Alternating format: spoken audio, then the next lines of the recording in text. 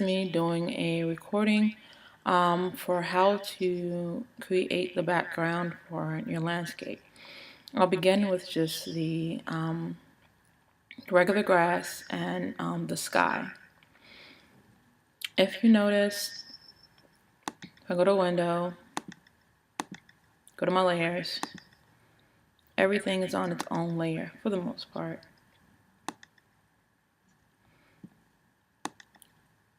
When you begin to work with the grass, you'll have, since you're layering it, you'll have a lot of different pieces, so you want to make sure you have your layers.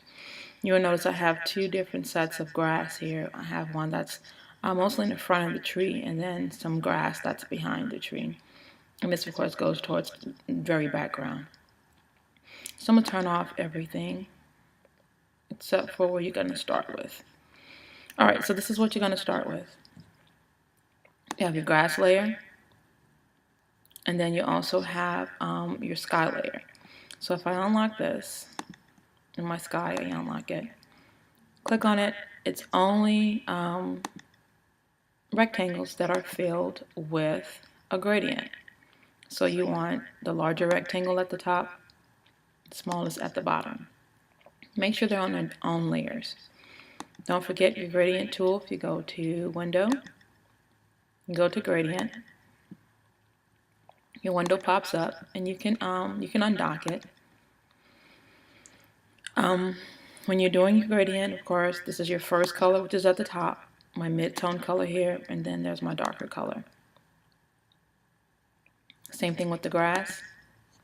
I have my lightest color here in the front, in the middle, there's the mid-tone, and then you have the dark green.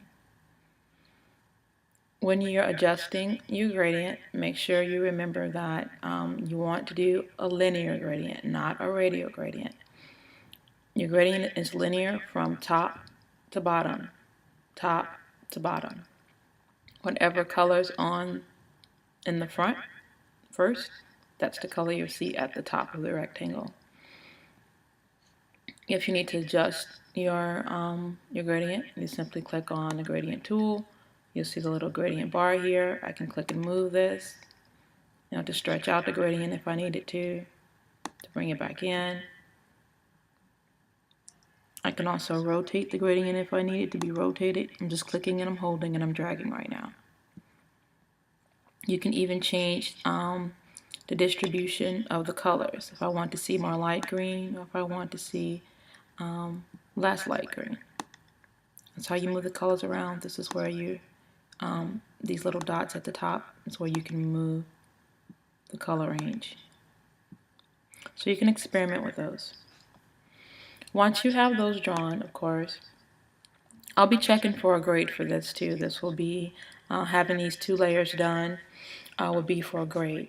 I want to come back to the actual grass because that's going to take you guys longer to complete the grass. The next thing is to complete your camel and your giraffe. Now you guys have already completed the camel and giraffe as far as the pen tool exercise.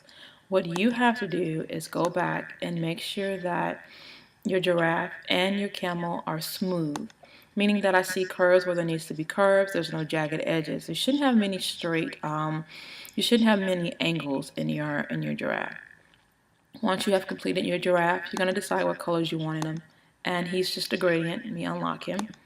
He's just the colors gradient. You choose what colors you want. You don't have to have the same colors that I have. I haven't put the gradient that I want yet in my camel just yet, but each one of them should have a gradient in it. And also, you have to experiment with the outline. If you look at my stroke is much thicker than a regular stroke, and I've given my stroke a color. So I shouldn't see any more black. You should be getting rid of the black. If you look, my point is 2 points. Try not to go any more than 2 points. Stay within 1 and 2 points. You can do 1.25, 1.50, 1.75. Just keep it below 2 points. Alright, so for the class period, for today, I'll be checking that you have the camel nice and neat. So make sure you go back and redo the camel and the giraffe. They should all be done very neatly. As far as the grass, if you get to the grass, because I have some people who work a little bit faster than others, I'll do the grass in another video.